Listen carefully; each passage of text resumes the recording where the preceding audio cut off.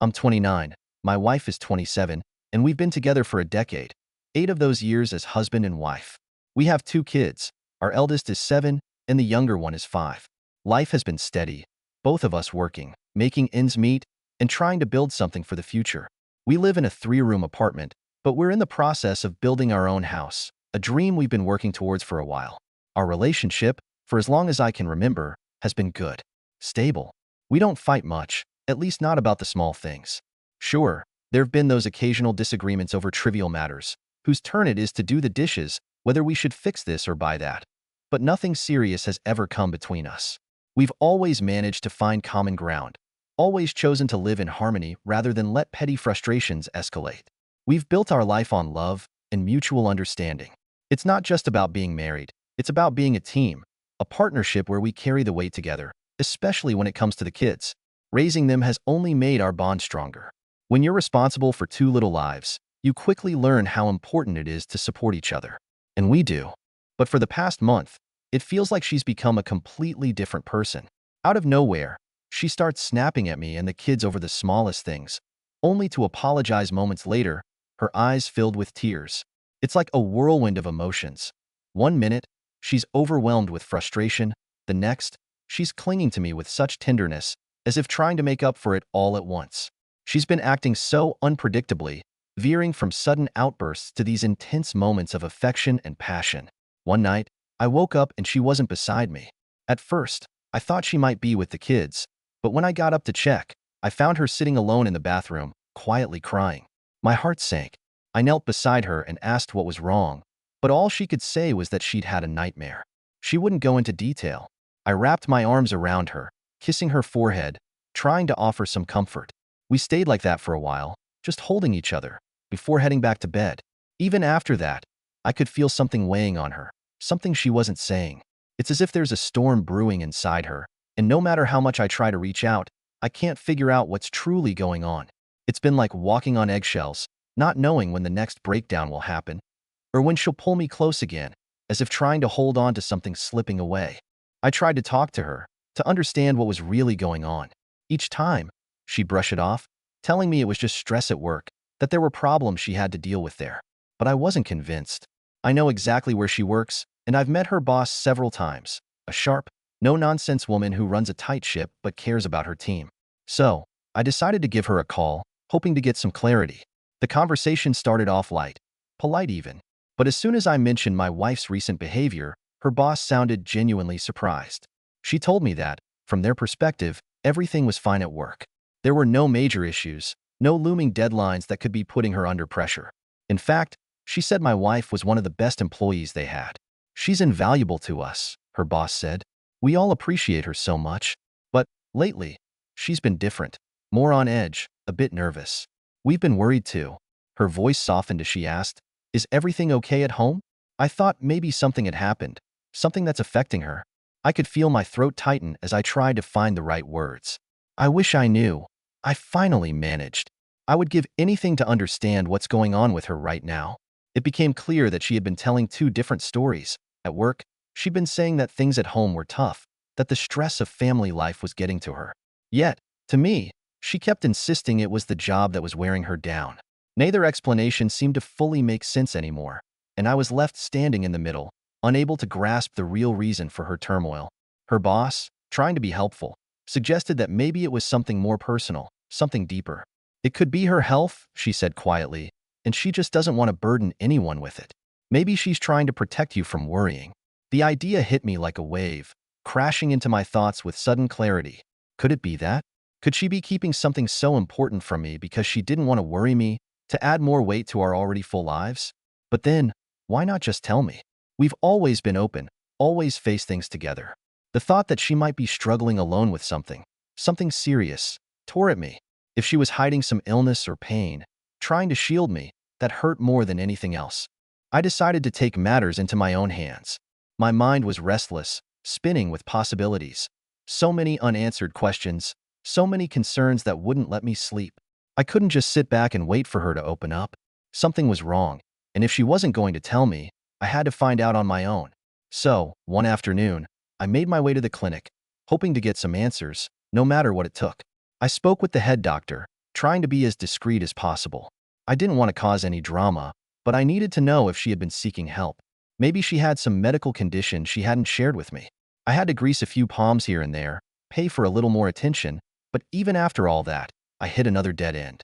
It turns out she hadn't been to the clinic in nearly 2 years. No checkups, no visits, nothing. I thought perhaps she might have been to the women's health clinic recently, so I followed up there too. Same story. She hadn't been in for any consultations, no appointments in the past months. Everywhere I turned, it was like trying to grab smoke, slipping through my fingers, leaving me with nothing but more questions. When I got home that evening, I wasn't prepared for what came next. She must have sensed something was up, maybe even overheard a phone call or found out that I'd been digging around. As soon as I walked through the door, she confronted me, angry, upset, hurt. She wanted to know why I was snooping around, asking questions behind her back, acting like I didn't trust her. Her voice trembled with a mixture of frustration and something else. Fear. Maybe? I didn't hold back. I wasn't in the mood to tiptoe around the issue anymore. I'm not just some stranger, I told her firmly. I'm your husband, and I'm supposed to be the one you trust, the one you come to with your problems. Isn't that what marriage is about? How can you expect me to just sit in the dark while you fall apart in front of me? What am I here for if not to help you, to be there when you need me? The words hit her hard. For a moment, she stood there, her face crumpling, and then the tears came again. She apologized between sobs, the same apologies I had heard so many times before.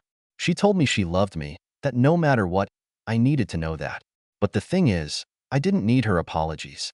I didn't need her to tell me she loved me. I already knew that. What I needed was the truth. But she wouldn't give it to me. Not yet, at least. I'll figure it out myself, she said through her tears. Just trust me, please. And just like that, the conversation ended, leaving us both standing there in the quiet, weighed down by everything that was left unsaid. I had taken some time off work, hoping to quickly swing by the house during my lunch break to grab a few construction documents I had forgotten. I didn't expect to stay long, just in and out, I thought. When I arrived, the house was eerily quiet. I let myself in, assuming no one was home. But as I stepped inside, I heard her voice, faintly at first, growing louder as I moved closer to the hallway. It wasn't just any conversation. She was on the phone, but not like I had ever heard her before. She wasn't speaking calmly or laughing like she usually did when chatting with a friend. No, this was something else entirely. She was yelling, furious, her voice laced with anger. So loud, in fact, that I'm sure anyone standing out on the staircase could hear every word. I froze, shocked, unable to move or make myself known. And then came the words. Words I had never heard her use, not once in all the years we had been together. She was cursing, swearing so viciously, so colorfully, that for a moment I could hardly believe it was her. My wife, who had always carried herself with such grace and restraint, was hurling profanities like a drunken sailor. Someone raised in a good, respectable family, now spitting venom like a street brawler. I couldn't make out everything, but enough of her words hit me like a punch to the gut. Listen, she hissed into the phone, her voice shaking with fury. I have a family. I have children, and a husband I love more than life itself. Don't you dare speak about him like that. You're not even worth the dirt under his shoes. There was a pause, and then she continued, her voice lowering to an icy calm, which was somehow even more terrifying. If my family falls apart because of you, I'll have nothing left to lose. Do you hear me? I'll kill you. Even if they lock me up, I won't care. You must be out of your mind. The only man I've ever loved, still love, and will always love is Sebastian. She spat my name, into the phone like it was her final declaration of truth. It was as if she were branding those words onto the air, like she was defending me to the death. I stood there, hidden just out of sight, rooted to the floor by the force of her words. It felt as though I was watching someone else, not my wife, unraveling before me. I had never seen this side of her, never even imagined it existed. Every phrase she hurled was like a revelation, but not the kind you want to discover. One that leaves you feeling as though you've been living alongside a stranger. Who was on the other end of that call? And what in the world had provoked such a response? The intensity of her emotions, the rawness of her anger. It was like she was fighting for her life. For our life. For me. And yet, all I could think was, why? Why hadn't I known about this before? Of course, in a strange way, hearing her defend me with such passion was oddly flattering. It wasn't every day that I was painted as the only man worth loving, the one whose very presence she would kill to protect. But as comforting as those words were, I couldn't shake the feeling that whoever was on the other end of the line wasn't nearly as charmed by the situation as I was. There was a tension, a dangerous undertone to the whole thing, and it was clear that the person she was speaking to was part of a much larger, messier picture. The moment she saw me standing there in the doorway, her expression changed. Panic washed over her face, and she seemed on the brink of a full-blown meltdown. Her eyes widened, her breath quickened, and for a second, I thought she might scream or completely fall apart in front of me. I braced myself, fully expecting that her fury would now turn on me, that I'd walked into the storm at the wrong moment and was about to catch the full force of her wrath. But instead, I approached her slowly, keeping my voice calm. "It's all right," I said softly. "I only heard that you love me, that our family means everything to you. That's all that matters to me. The rest? It doesn't concern me." I wasn't lying, at least not entirely. The truth of what I'd overheard was enough for now, though I knew there was so much more beneath the surface. Still, I wasn't about to push her, at least, not yet. As soon as I said those words, she broke down, sobbing uncontrollably into my shoulder. Her body trembled as she clung to me, and I just stood there, holding her. I could feel the weight of whatever she was keeping from me pressing down on her, heavy and suffocating. Part of me wanted to shake the truth out of her right then and there, demand answers, demand to know what the hell was going on. But something stopped me. Instinct, maybe. Something told me that if I pressed too hard, too soon, it could make things worse. Much worse. So, I let it go for the time being. I stroked her hair and whispered comforting words, but inside, I was calculating, thinking ahead. There were too many pieces of this puzzle still missing. I wasn't about to let her off the hook entirely. I just needed to pick my moment carefully. If she was tangled up in some mess, I didn't want her making rash decisions that could ruin everything we had built together. And what a life we had built. Our eldest son had just been accepted into a prestigious academy, one with a special focus on English and law. It was a big deal, a step towards a bright future. Our youngest was in one of the best kindergartens in town, and we were fortunate enough to get him in under special conditions. My own position at work was nothing to scoff at either. I had climbed the ranks, and my job demanded a certain level of respectability. A scandal or a tarnished reputation was the last thing I could afford right now, especially not when we were on the verge of so many important things.